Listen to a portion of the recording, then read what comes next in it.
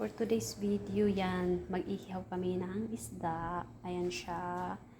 Tapos ito yung ilalagay namin sa tiyan niya para masarap siya. Yan yung aming chef. Yan, si Ate Rina. Siya yung gagawa ng pagkain. Ulam namin. Ilalagay yan sa tiyan niya para daw mafe-feel mo yung sarap. Sarap. Yan siya, oh, pinapasok niya sa ulo niya. Bago sa kanyang tiyan.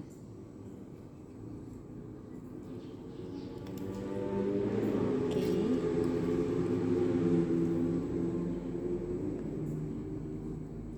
Yummy, yummy. Masarap na yan. Huwag masyadong punuin. Okay.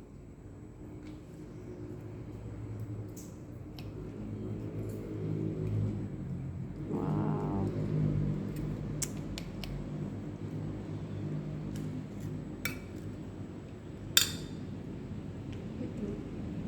Hindi kasi sa parehas.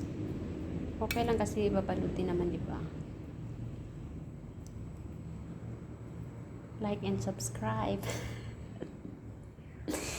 Like and subscribe to my channel.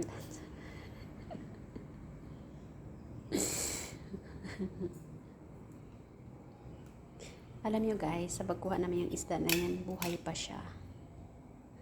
Kasi gusto nila yung fresh talaga siya. Lumalangoy pa nga yan eh.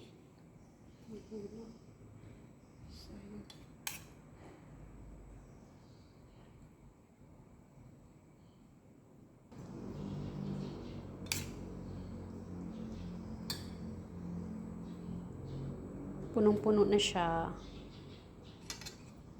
Sabi mo kanina maliit lang. Sabi ko sa'yo marami. Di lagyan mo lang yung ulo niya para siya, ibabalot mo din naman, di ba?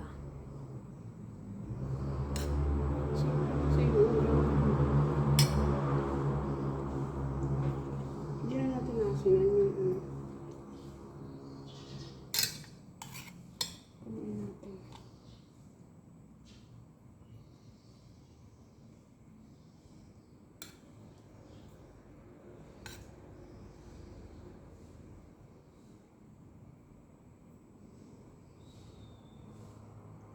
Pero parang kailangan natin lipat yung yung Kumakain ba si Ma'am ng ganito? Sino ma?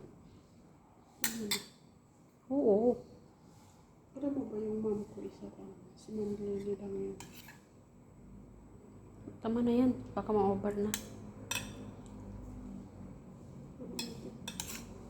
Kasi inaubos ko yung yung palaman.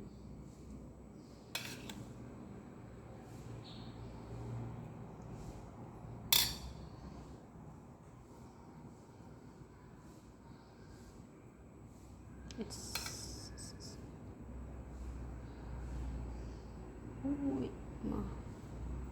ilagay mo na lang to sa di ba ibalot mo naman siya. Ilagay mo na para pati yung niya, pati yung labas niya, malagyan ng lasa. Hindi, masusunog yun.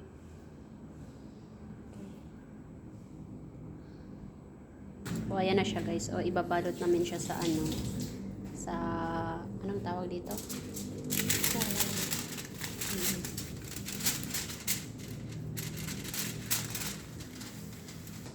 Ayan na siya.